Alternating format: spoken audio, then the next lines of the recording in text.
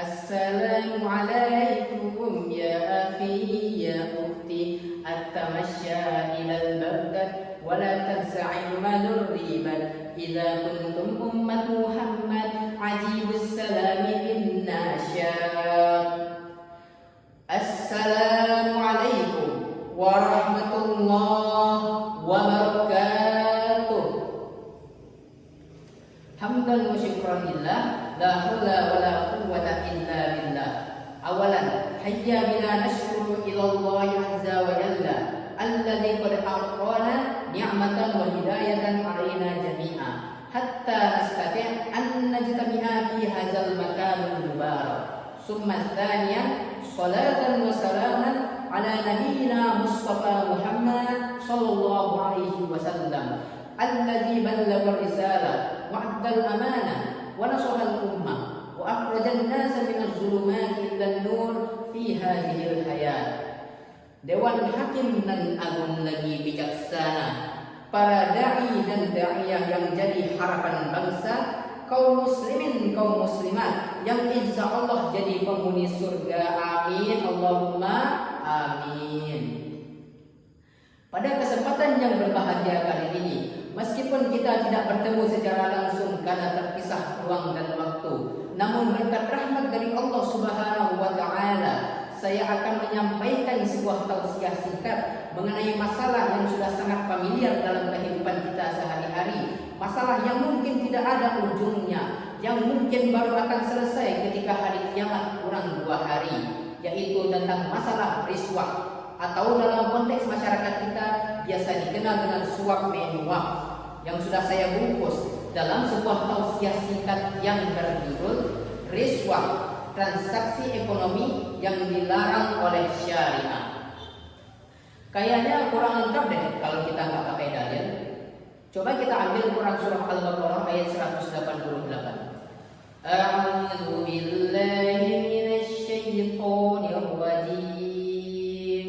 Bismillahirrahmanirrahim.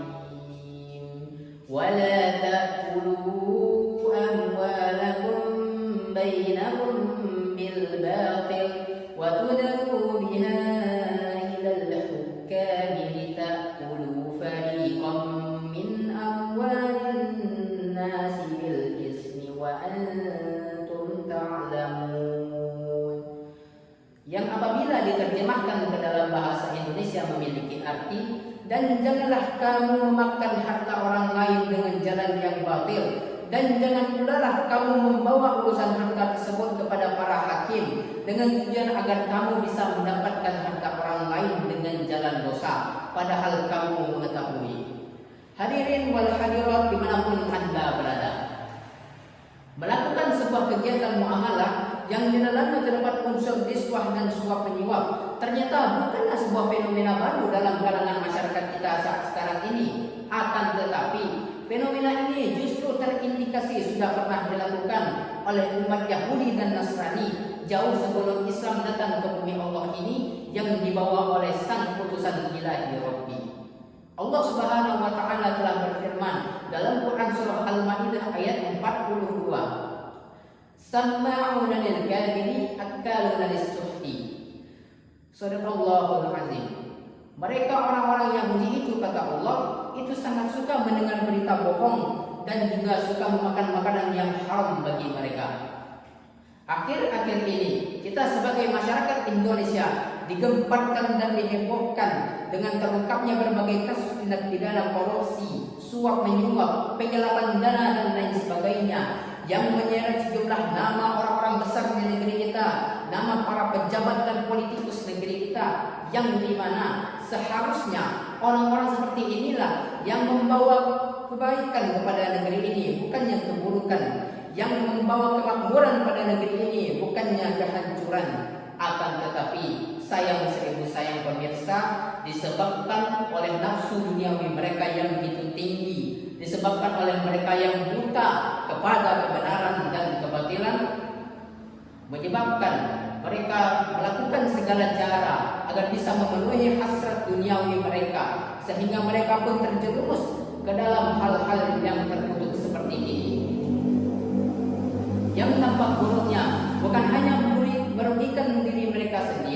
akan tetapi juga orang-orang terdekat mereka dan secara keseluruhan seluruh bangsa Indonesia ini terrugikan oleh mereka. Betul hadirin?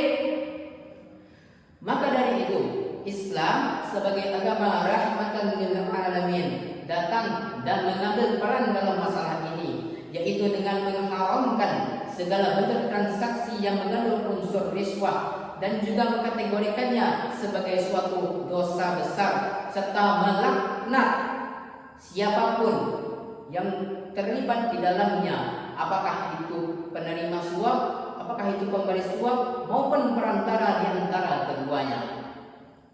Maka dari itu, pemirsa dan hadirin dimanapun kalian berada menyaksikan tayangan ini, maka pada detik itulah saya juga mengajak kepada seluruh hadirin dan pemirsa agar bergandengan tangan, mengayunkan kaki bersama kita berantas sedikit demi sedikit penyakit ini. Bersama kita putus mata rantai suap menyuap dan korupsi di negeri ini, sehingga apabila telah habis korupsi di negeri ini, apabila telah musnah suap menyuap di negeri ini, maka insya Allah negeri ini akan jadi negeri yang baldatun thayyibun wa rabbun ghafur. Orang Pariaman berbaju putih. Cukup sekian dan terima kasih. Wabillahi taufiq wal hidayah. Assalamualaikum warahmatullahi wabarakatuh.